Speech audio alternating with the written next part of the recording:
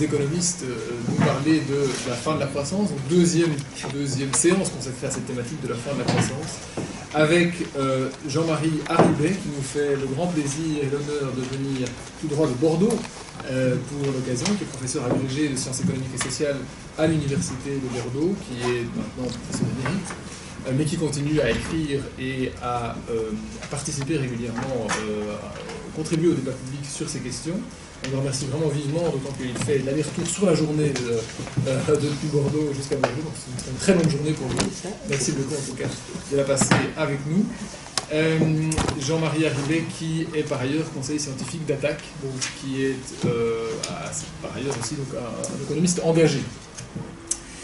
Et puis nous avons pour discuter son exposé Hélène Latzer, qui est plus connue, évidemment mieux connue d'entre nous, puisqu'elle est professeure ici à Saint-Louis, membre du CEREC, et qui a peut-être une origine ou une filiation intellectuelle plus classique.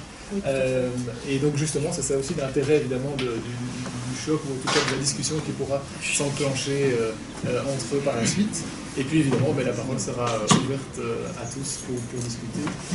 J'en profite pour vous rappeler que vous avez reçu aujourd'hui normalement le PDF donc, avec le plan de l'exposé de M. Haribey. Si ce n'est pas le cas, certains d'entre vous ne l'ont pas reçu, si vous n'êtes pas sur la mailing list du SIEJ, n'hésitez pas à me dire évidemment et je vous l'enverrai juste après. Voilà. Sans plus tarder, je passerai la parole tout de suite à Jean-Marie Haribey, qui a, on va dire, 25 minutes, une demi-heure. C'est bien? Ça part bien? D'accord, oui. Oui, donc ça fait 45 minutes, il n'y a pas de problème, ça laisse encore 30 minutes de discussion. Je parle dans le micro, ça marche ou ça marche pas? Il ne marche pas, bon voilà, c'est réglé. C'est pas nécessaire. C'est enregistré, c'est pour ça. Bonjour à vous tous, merci de votre invitation.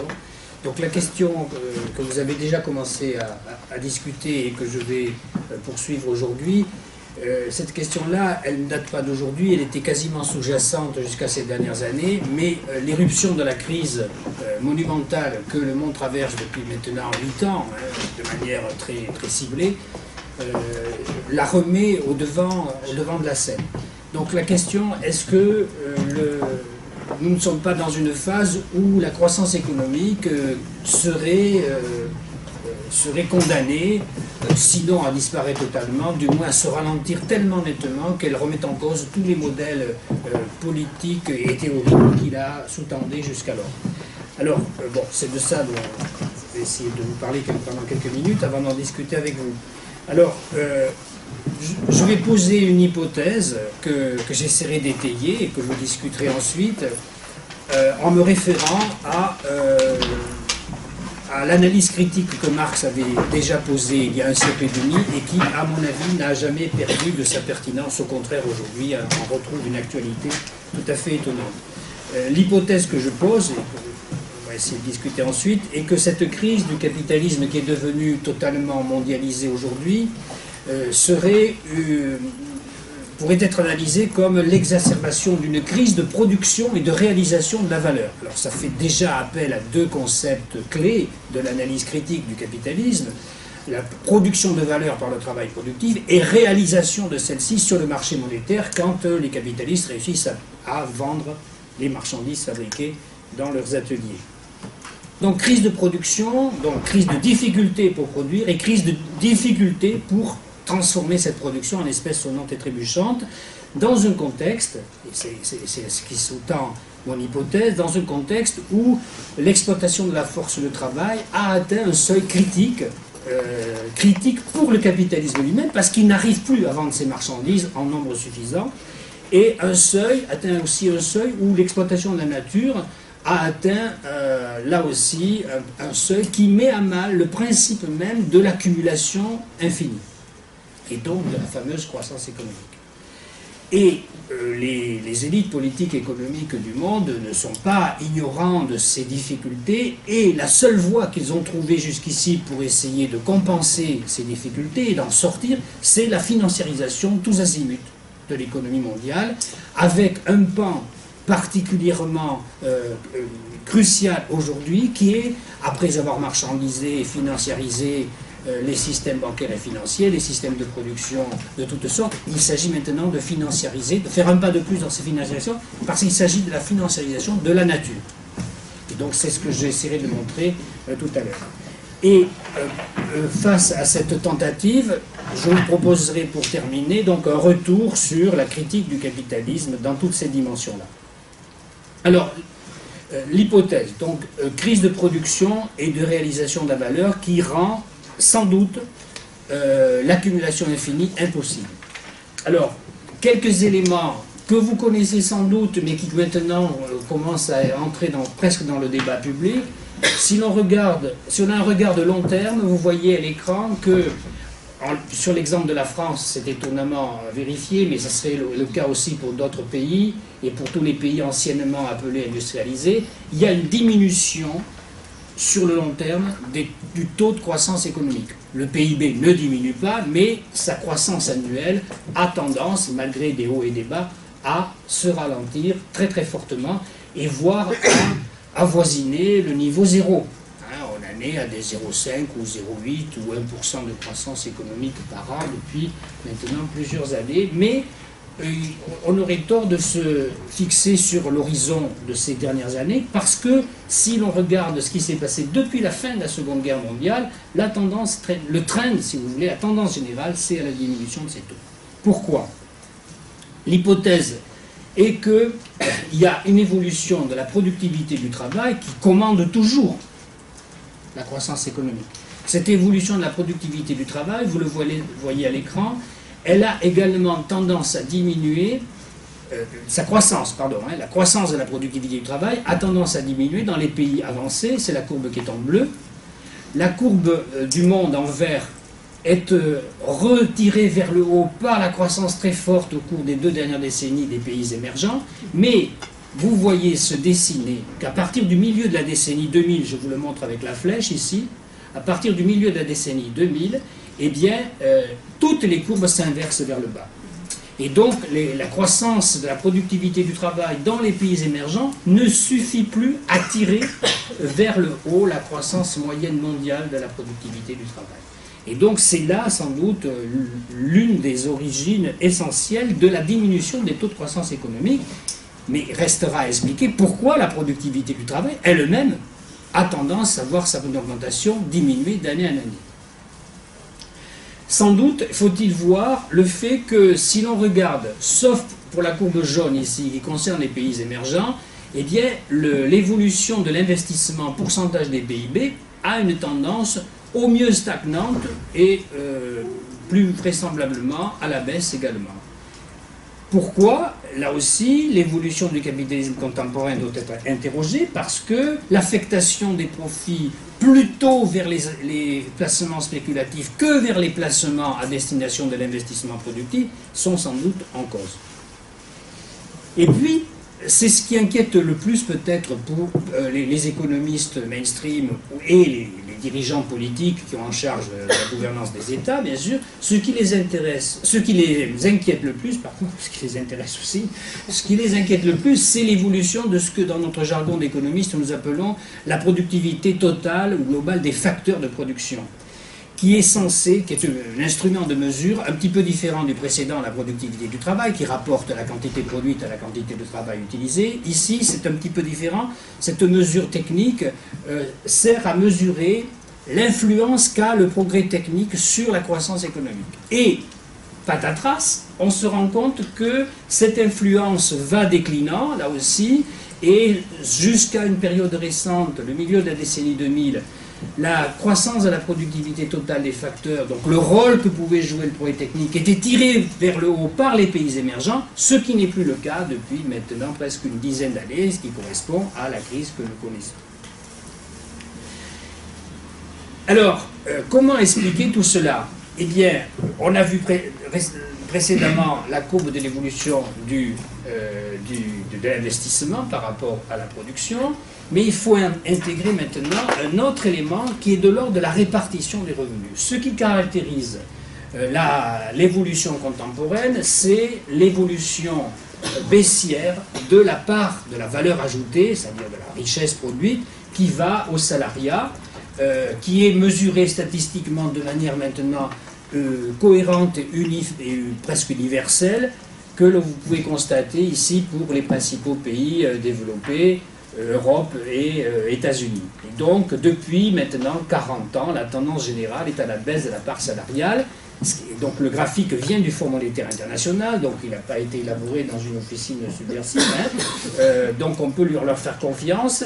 Ce qui veut dire que, corrélativement, si la part salariale diminue, ça veut dire que la part des revenus du capital augmente. Et donc, ça va être ça l'élément clé de l'ordre de la répartition des revenus qui va sans doute devoir être convoqué pour expliquer la situation actuelle. Si l'on ajoute à cela le fait qu'à cette crise d'ordre socio-économique s'ajoute maintenant la crise d'ordre écologique, on a tous les ingrédients dont j'avais fait l'anticipation dans l'hypothèse que j'ai posée en introduction. Donc ici, vous avez ce qu'on appelle l'effet rebond, c'est-à-dire le fait que, bien que on arrive à avoir des processus productifs un peu plus efficaces, un peu plus économes des matières premières qu'autrefois, un peu moins émetteurs par unité produite de gaz à effet de serre, il se trouve que l'augmentation de la production étant plus forte que l'amélioration de l'efficacité de nos processus productifs, on a ce qu'on appelle un effet rebond, ce qui fait que nous sommes contraints par la raréfaction des ressources naturelles non renouvelables qui nous pend au nez maintenant, en plus du réchauffement climatique, vous le savez. Donc, vous voyez, donc tous les aspects d'ordre socio-économique que j'évoquais précédemment et maintenant les aspects d'ordre écologique se jumellent, se condensent, se renforcent mutuellement pour nous mettre en face d'une crise qui est peut-être inédite dans l'histoire de l'humanité, parce que jusqu'à présent on a vu de très grosses crises comme celle de 29 qui est la plus célèbre, mais qui n'avait pas joint les deux éléments que je mets sur la table en ce moment, à savoir l'aspect socio-économique d'ordre habituel, si vous voulez, et l'aspect d'ordre écologique qui est inédit, qui est en tout cas dont nous prenons actuellement conscience. Et donc, si l'on gratte un petit peu tout ça, si l'on veut voir l'influence qu'a cette conjonction d'éléments d'ordre socio-économique et d'ordre écologique, il faut interroger l'évolution de l'indicateur clé de la dynamique du capital, c'est le taux de profit. Et vous remarquez que si on a un regard de long terme sur cette évolution, c'est grosso modo depuis le milieu des fameuses 30 glorieuses en Europe, eh bien, on a une évolution marquée par deux grandes phases.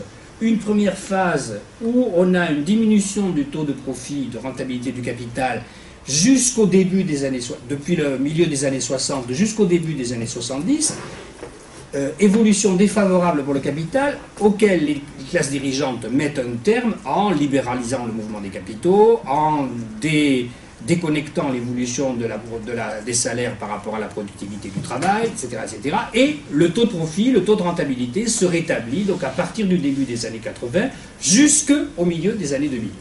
Et là, on a une nouvelle inversion, on n'a pas encore le recul statistique suffisant pour mesurer véritablement la baisse du taux de profit, du taux de rentabilité depuis une dizaine d'années, mais déjà on voit se dessiner cette nouvelle inversion.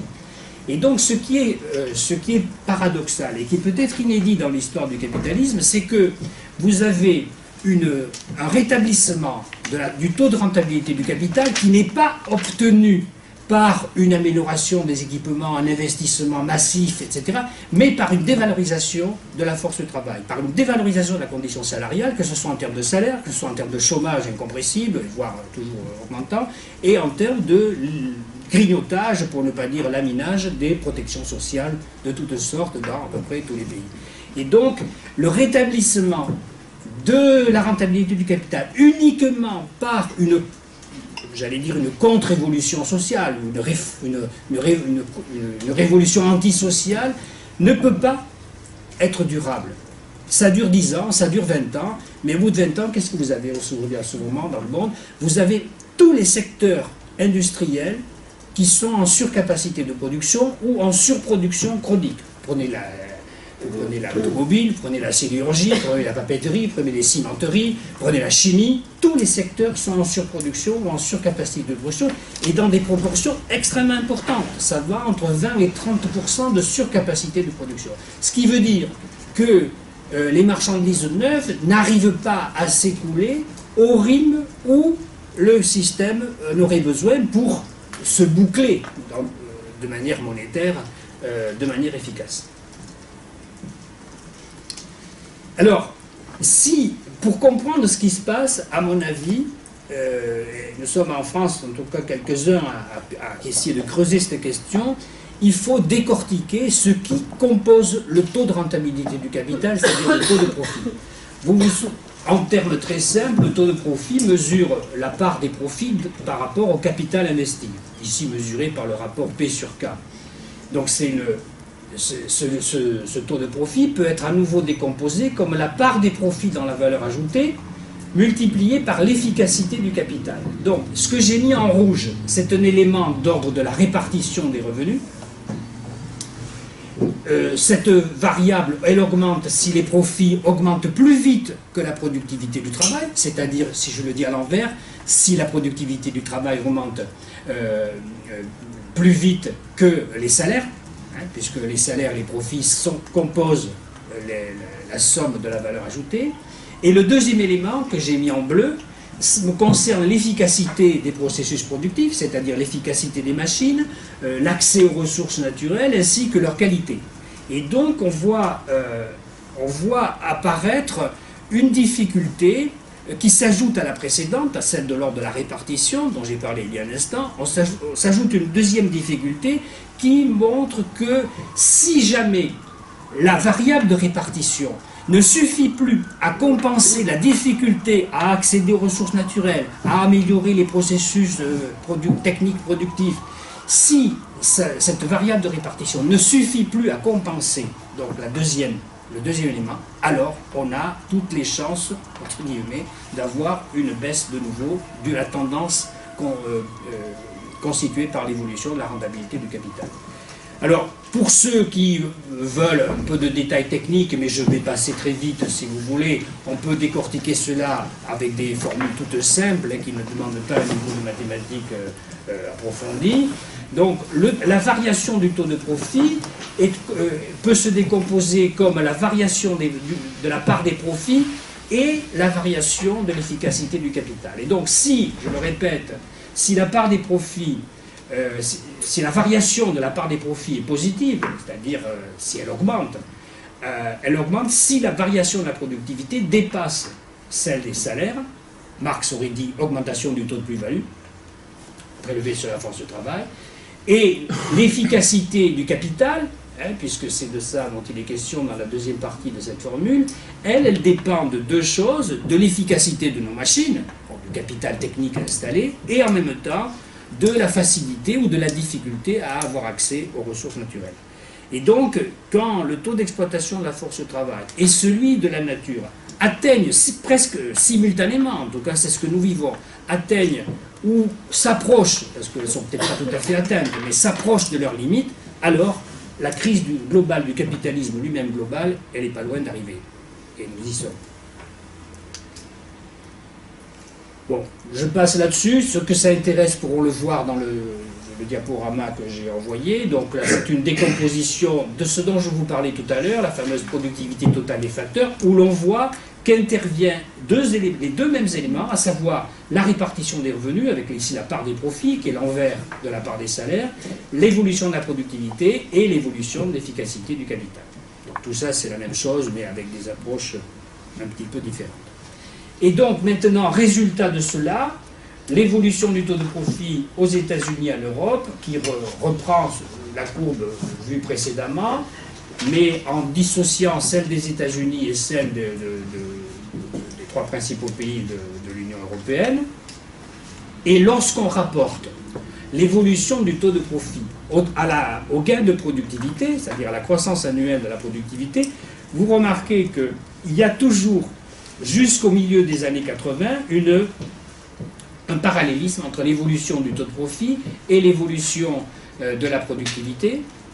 Et il y a et c'est ça qui était extrêmement représentatif de l'évolution du capitalisme contemporain, c'est qu'au moment où l'évolution du taux de profit repart à la hausse, c'est-à-dire milieu des années 80, les gains de productivité ne repartent pas à la hausse de la même manière. Ce qui veut dire qu'il y a une distorsion de la répartition de la richesse produite qui est extraordinaire, parce que comment expliquer sinon que les profits se rétablissent alors que les gains de productivité restent stagnants?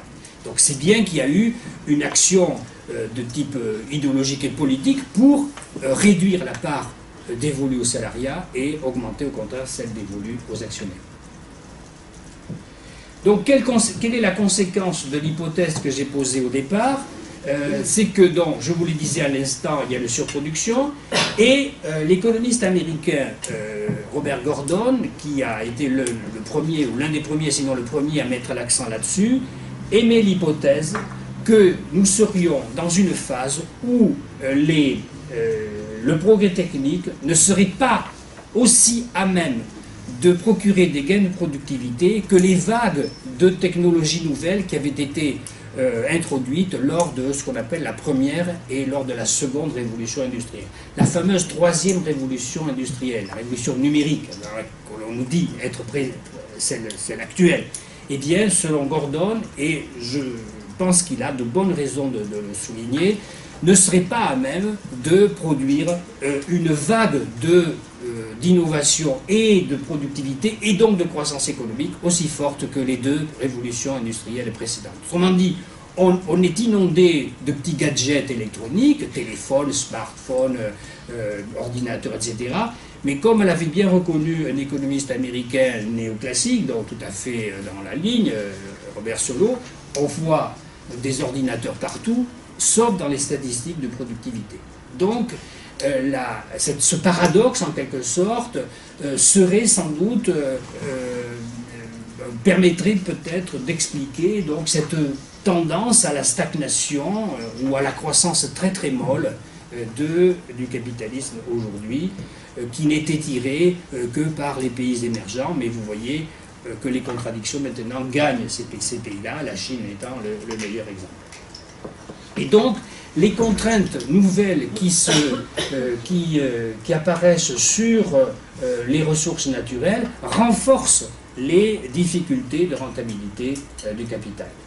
Et donc, il se pourrait, parce qu'il faut quand même le mettre au conditionnel, il se pourrait que le projet d'une nouvelle période de forte accumulation pourrait ne pas aboutir, d'où la fuite en avant financière, dont l'horizon est maintenant de s'attaquer à tout ce qui bouge sur la planète et dont les produits de la nature, donc les éléments naturels, qui sont aujourd'hui en train d'être le nouvel Eldorado sur lequel chassent tous les fonds spéculatifs et toutes les institutions financières, banques comprises. Donc, c'est donc cette fuite en avant qui est d'une part contre la société, contre le social, et contre la nature qu'il s'agit maintenant d'examiner. Alors c'est la deuxième partie, c'est ce que j'appelle financiarisation tous azimuts. Alors on peut le voir de différentes manières. Je vais passer peut-être un peu rapidement sur chacune, et puis on y reviendra dans la discussion si vous souhaitez approfondir tel ou tel point.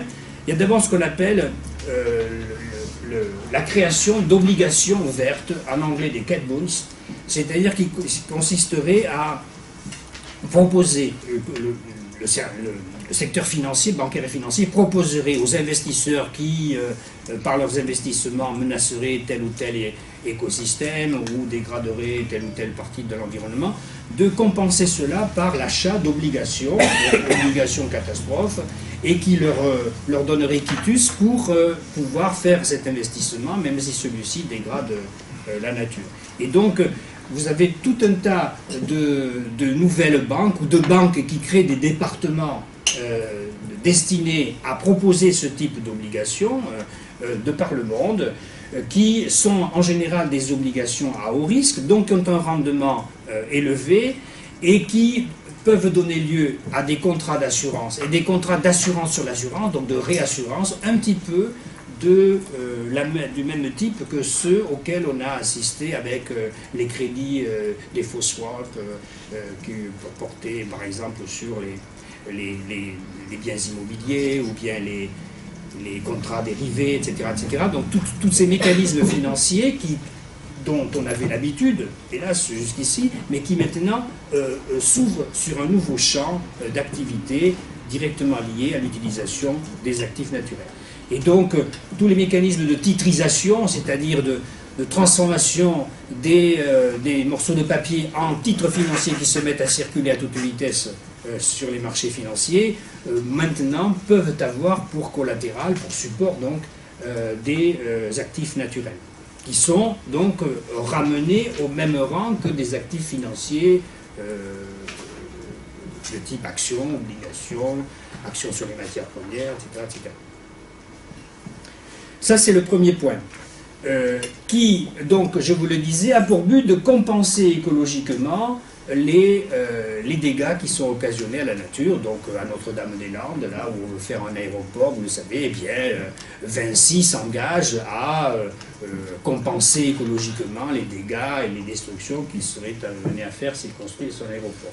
Et donc, c'était déjà un principe qui était inclus dans le fameux protocole de Kyoto, qui avait été signé en 1997, et qui visait à réduire les émissions de gaz à effet de serre des pays développés, objectif qu'ils n'ont pas atteint, vous le savez, puisque, grosso modo, dans le monde entier, depuis 1990, les gaz à effet de serre ont augmenté de 50%, à peu près de moitié. Donc, vous voyez un petit peu le risque de réchauffement maintenant, qui est à peu près certain. Donc, il y a donc, pour assurer cette compensation, la mise en place de mécanismes bancaires et financiers de nouveaux types. Donc, ce sont des banques de biodiversité, la Caisse des dépôts et consignations, que donc la seule banque publique en France, il ne reste plus que celle-là, eh bien, elle est dite très dynamique pour la création de banques chargées ou de départements chargés de proposer ce type d'actifs. Le troisième élément sur lequel je m'arrête, c'est le suivant. Aujourd'hui, il n'y a pas un seul organisme international qui s'appelle Banque mondiale, Programme des Nations Unies pour l'environnement, Programme des Nations Unies pour le développement, Union européenne, Organisation de coopération et de développement économique, je dois en oublier. Il n'y a pas une seule institution internationale qui, découvrant tout d'un coup la cause écologique, se met à parler de la valeur économique des services rendus par la nature. Et alors là, vous avez une profusion de calculs absolument ébouriffants qui nous disent que, eh bien, les chauves-souris aux États-Unis, c'est un exemple parmi les plus récents, les chauves-souris aux États-Unis rendent des services à hauteur de 22,9 milliards de dollars par an. Pourquoi? Parce que ces chauves-souris ont la bonne vertu de manger des insectes détestables, et donc ça évite de répandre des insecticides. Et donc, comme ces insecticides ont une valeur de 22,9,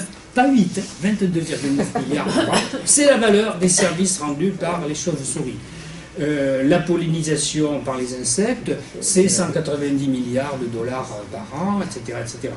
Et il y a même en France une étude qui a chiffré la valeur de la fonction chlorophyllienne de la forêt française. Parce que on sait une forêt de tant d'hectares, on sait quelle quantité de tonnes de carbone elle peut absorber en une année. On multiplie ça par le prix spéculatif de la tonne de carbone sur le marché des permis d'émission, et vous avez la valeur de la fonction chlorophyllienne.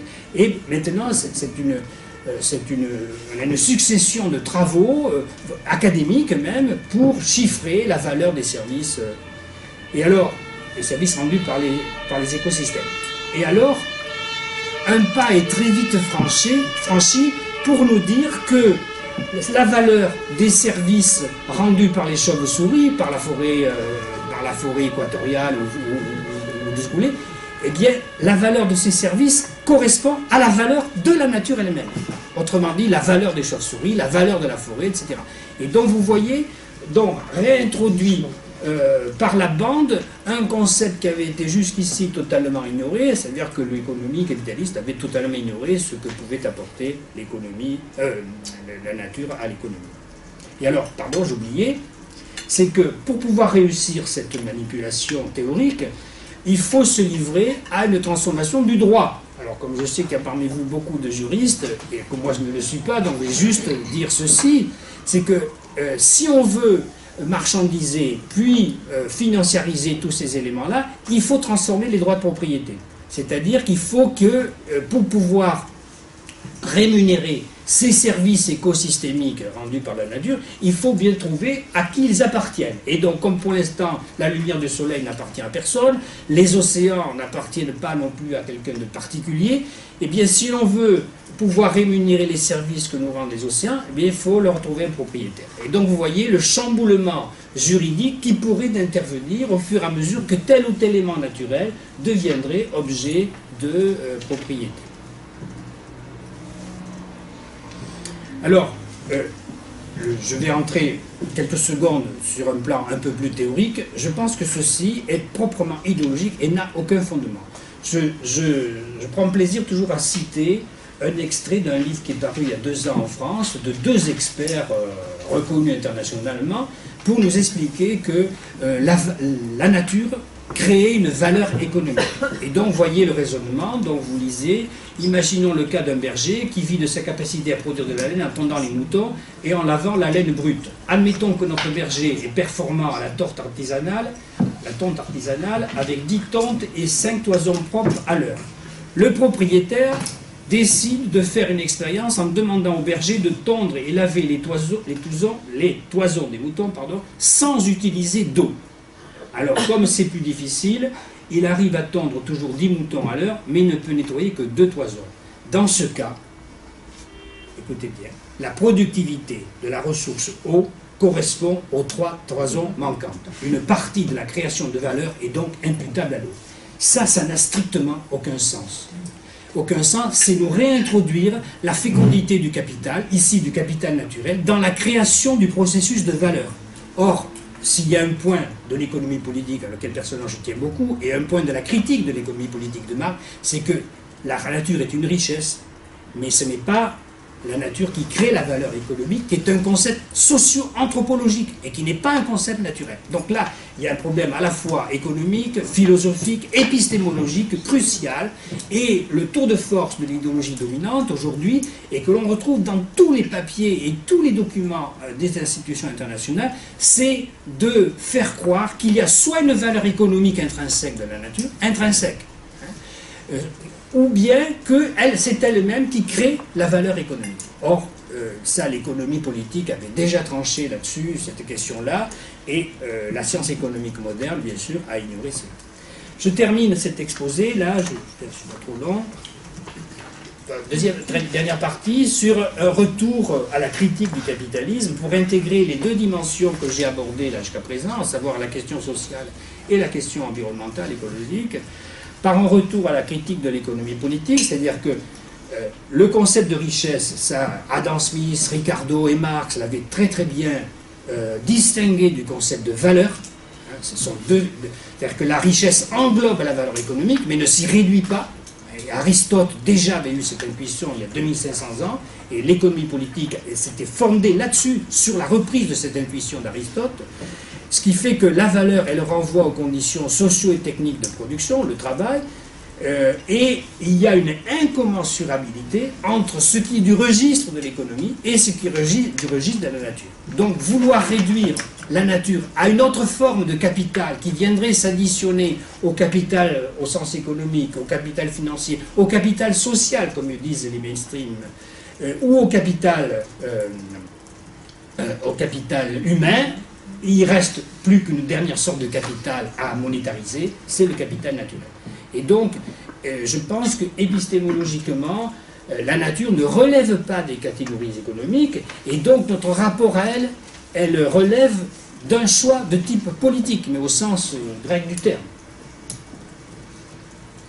Et donc c'est là où je pense que l'économie politique, et Marx en particulier, avait vu juste, c'est-à-dire que Marx a cessé de dire qu'il fallait distinguer la richesse et la valeur, donc, et il a répété plusieurs fois que le travail n'est pas l'unique source des valeurs d'usage, il en est le père et la terre la mère, et plus loin, La terre peut exercer l'action d'un agent de la production dans la fabrication de valeur d'usage, d'un produit matériel, disons du blé, mais elle n'a strictement rien à voir avec la production de la valeur du blé. Ce qui fait que se dessine, alors cette fois-ci sur le terrain plus politique, se dessine une alternative ou se dessine un dilemme pour savoir si le capitalisme, pour contrecarrer donc sa tendance à la stagnation que j'ai illustrée au début de l'exposé, pourrait donc se verdir. Alors il y a des arguments en faveur du verdissement du capitalisme, puis il y en a d'autres qui vont à l'encontre. Quels sont les principaux arguments en faveur du capitalisme vert, ou du verdissement du capitalisme? Il y en a deux. C'est-à-dire que les économistes néoclassiques nous disent qu'il suffit de pallier les défaillances du marché en réinternalisant les fameuses externalités négatives. Alors là, on a deux outils, soit les permis d'émission échangeables, soit les écotaxes. Et ils ajoutent que le renchérissement de l'énergie et des ressources naturelles de manière générale et des processus de production globalement rendrait rentables des méthodes économes de ressources qui n'étaient pas rentables jusqu'ici à cause de prix trop bas. Ces arguments, que valent-ils? Alors, en face, il y a aussi 2 ou 3 ou 4 arguments. L'augmentation à long terme du coût de l'énergie. Actuellement, on a un passage d'écroulement des cours du pétrole et d'autres matières premières, mais il est probable que ça ne durera pas éternellement. Est-ce que la question qui se pose est de savoir si l'augmentation de la productivité compensera l'augmentation du coût de l'énergie? Et vous avez vu quelle était la tendance de long terme de l'augmentation de la productivité du travail. Donc rien n'est moins sûr. Deuxièmement, est-ce que on peut compenser l'augmentation du coût du capital qui va être occasionnée par la raréfaction des ressources, ou bien par le fait que les équipements techniques ils sont magnifiques, ils sont très beaux, mais bon, ils ne sont quand même pas d'une efficacité redoutable. Hein. Si vous avez fait la queue pour acheter le billet de train pour venir à Bruxelles, je peux vous dire, ça prend du temps hein, pour acheter le billet, malgré les ordinateurs posés sur le guichet. Donc, est-ce que cette augmentation du coût du capital va être compensée par une élévation du taux d'exploitation de la force de travail? En France, je ne sais pas en Belgique, mais le patronat français est actuellement à peu près favorable à l'instauration d'une taxe carbone si on diminue les cotisations sociales finançant la sécurité sociale. Donc vous voyez qu'on n'est pas sorti du problème.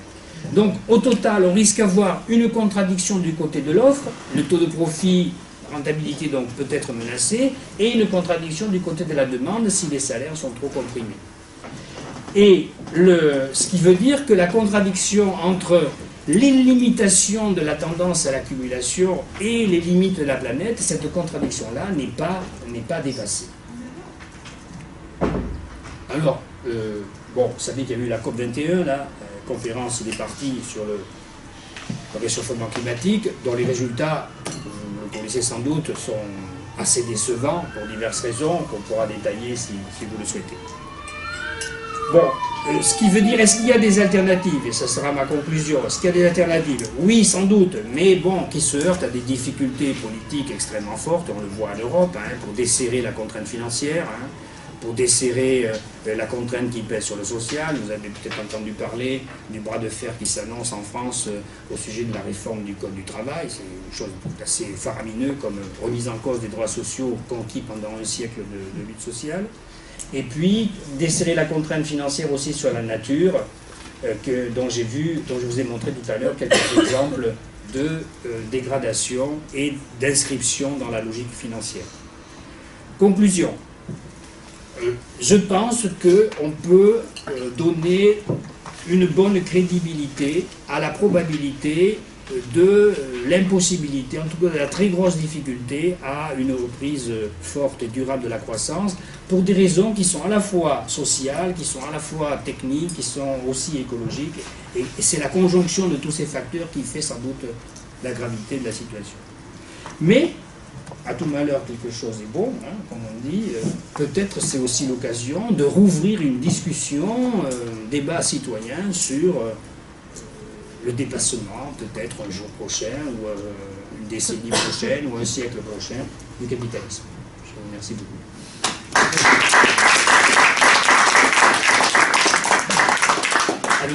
Juste un mot, je ne suis pas venu pour vendre la camelote, mais tout cela, je l'ai un peu synthétisé dans un livre qui est paru il y a 2 ans, La richesse, la valeur et l'inestimable, les fondements d'une critique socio-écologique de l'économie capitaliste, qui est un livre un peu théorique, donc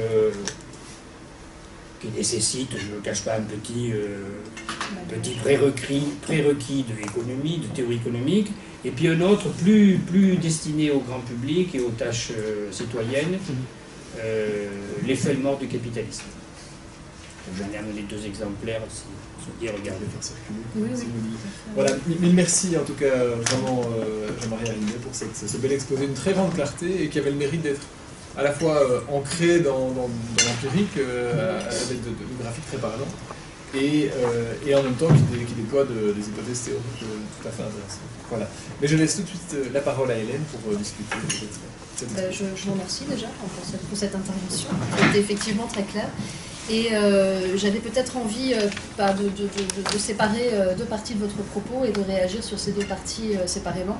J'ai l'impression que si on reprend un petit peu le problème, et je pense qu'en fait, effectivement, j'ai vu que vous aviez apporté des chiffres au départ, donc je ne me suis pas mis, j'ai pas refait des slides avec à peu près les mêmes chiffres. Mais c'est non seulement vous mettez en avant 2 problèmes, vous mettez en avant le ralentissement de la croissance, c'est-à-dire on va dire une diminution de l'augmentation de la taille du gâteau, on va dire quantitative, et le problème, la tension que cela met sur la répartition des fruits de cette croissance.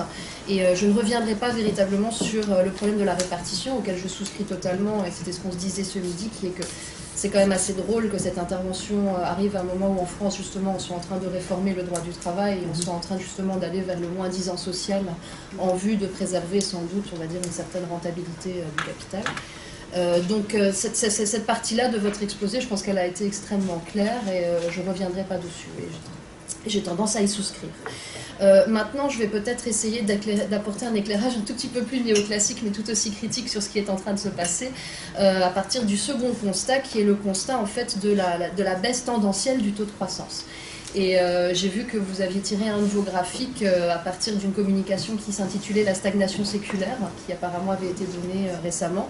Alors j'ai l'impression que la stagnation séculaire, c'est un peu comme le test de Rorschach en économie. C'est pas moi qui ai fait le parallèle, c'est dans un document que j'ai eu sous les yeux ce matin, où chacun y voit un petit peu ce qu'il veut, quoi. Donc quelque part, le constat général qui est partagé par tout le monde, c'est qu'a priori, et ça même les économistes néoclassiques purs et durs ont tendance à le reconnaître, c'est que a priori, depuis le début des années 90, les périodes de forte croissance qui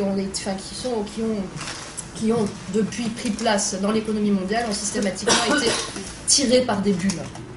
Et donc en fait on se demande un petit peu, les économistes, il y a un consensus au sein des économistes en ce moment qui sont en train de se demander, mais est-ce qu'il est possible encore d'avoir de périodes de forte croissance sans la création de ces bulles qui au moment d'éclatement créent systématiquement des phases de ralentissement économique et des phases de crise économique.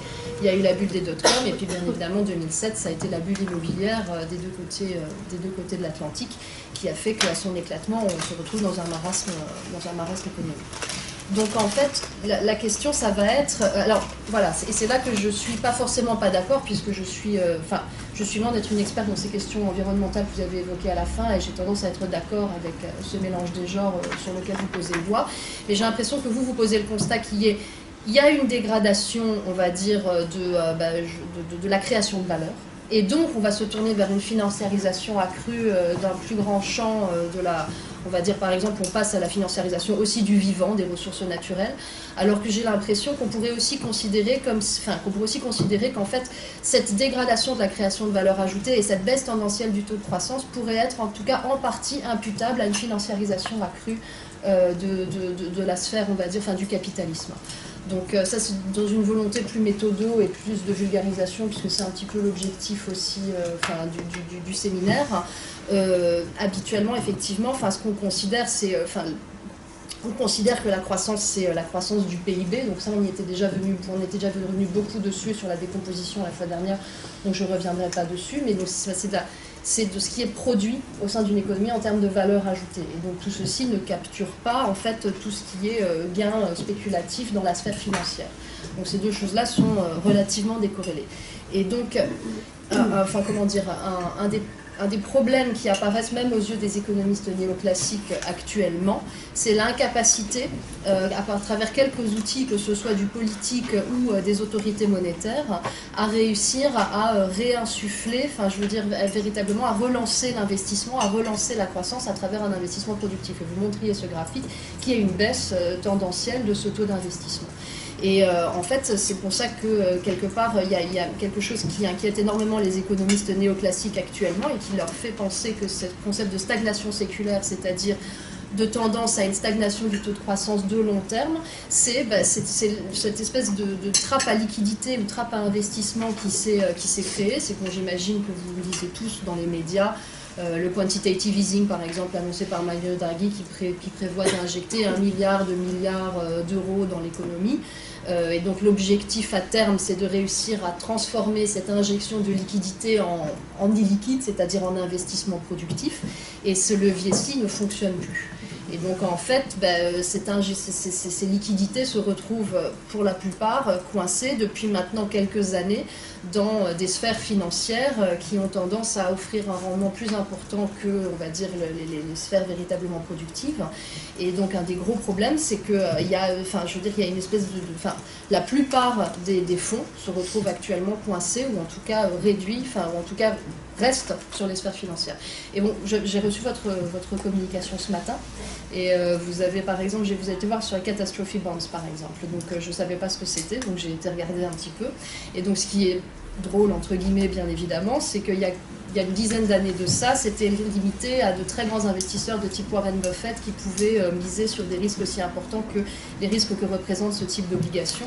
Et avec les afflux de liquidités, c'est un article du Financial Times qui date d'il y a 6 mois, qui disait qu'avec les afflux de liquidités et les injections de liquidités des différentes banques centrales, il y a eu tellement d'argent à investir que quelque part maintenant ces marchés-là, ils ont été investis par des investisseurs institutionnels beaucoup plus standards, des fonds de pension, et donc maintenant il y a énormément de gens qui commencent à trader ce type de bonds.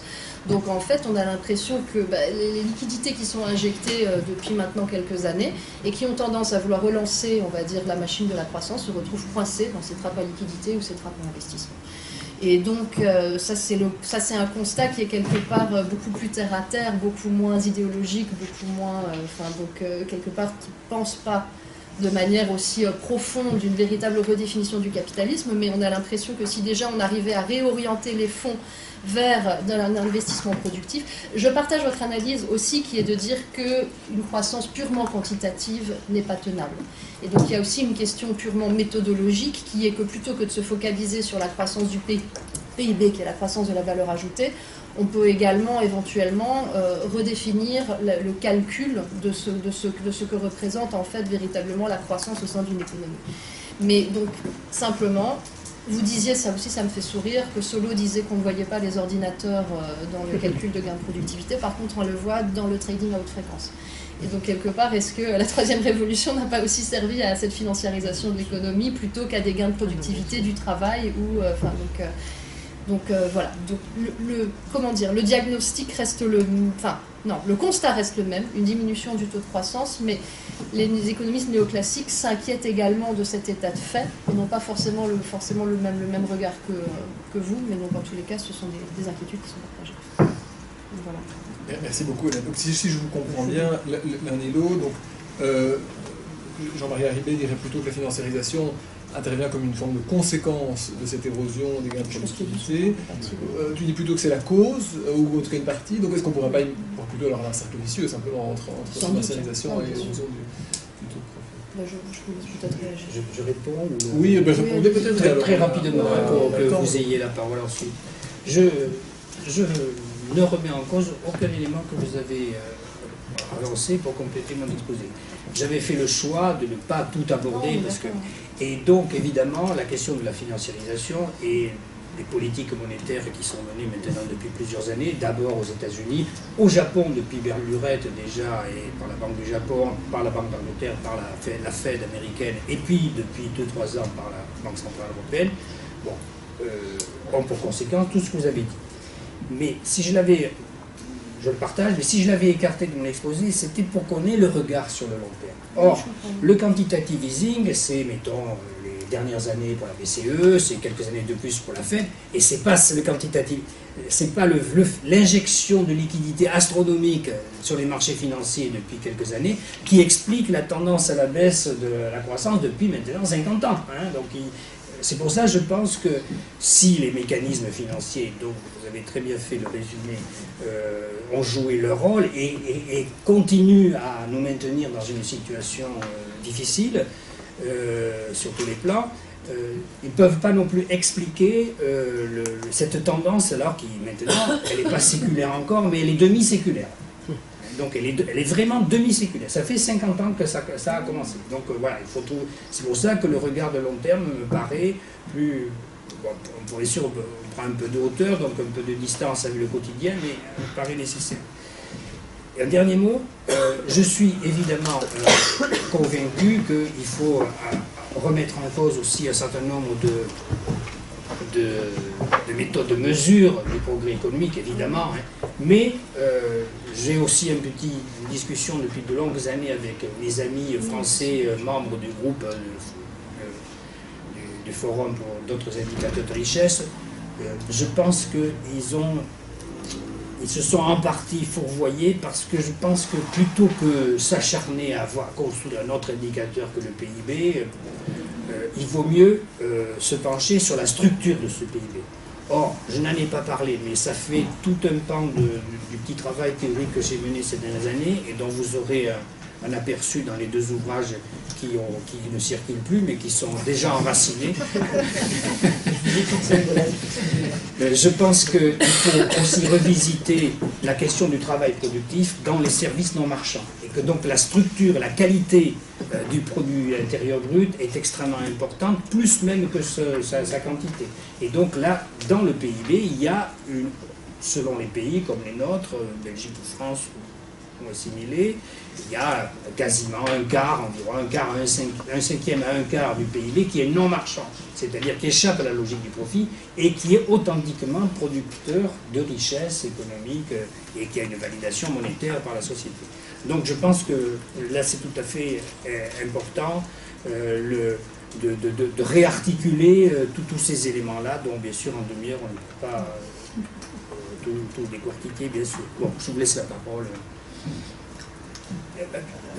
Un dernier mot qui est en lien aussi avec ce que vous avez dit. Je pense que le capitalisme et toute économie moderne a besoin de monnaie supplémentaire pour aller de l'avant. Bon. Et c'est pour ça que la politique monétaire qui nous a été dont on a été dépossédé, c'est une catastrophe sociale, économique et politique, et que la capacité de création monétaire doit être retrouvée. Et que justement, le quantitative easing dont vous parliez, c'est de la création monétaire, mais qui n'est pas dirigée vers le système productif, mais qui est dirigée vers... Donc, pas assez de crédit empêche la dynamique économique, et trop de crédit, c'est l'économiste américain post-keynésien Minsky qui l'avait bien rappelé, qui l'avait bien décrit. Trop de crédit nous conduit à des situations à la Ponzi, c'est-à-dire à des pyramides d'endettement, de surendettement, et qui ne provoquent et qui échouent toujours dans des bulles. Voilà, alors. Oui.